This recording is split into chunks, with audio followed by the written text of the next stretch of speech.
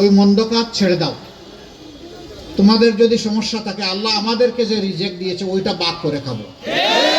তারপরে ও হারাম চাঁদা কারো কাছ থেকে আর নিতে পারবা না, নিতে দেওয়া হবে না। ইনশাল্লাহ ব্যবসায়ীরা ব্যবসা করবেন, রাতের বেলা শান্তিতে ঘুমাবেন।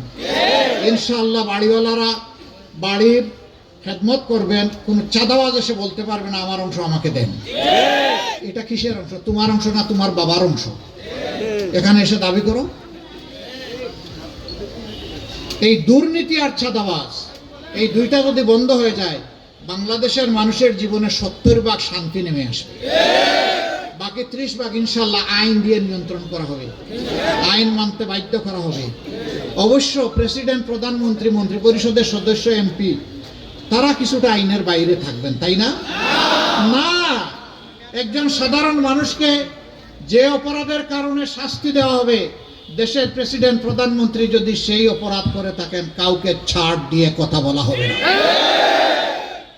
আজ আমি আপনাদেরকে সাক্ষী রেখে এখানে বলে যাচ্ছি, আমি জানি না আল্লাহ তার কোন গোলামকে দিয়ে কোন কাজ নেবেন।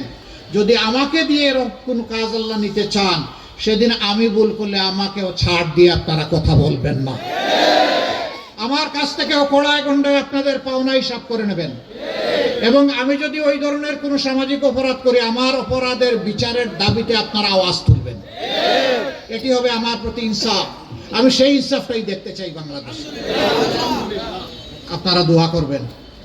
রাত হয়ে গেছে, কষ্ট করে এসেছেন, সবাইকে অনেক ধন্যবাদ। মা বোনদের কাছে আপনার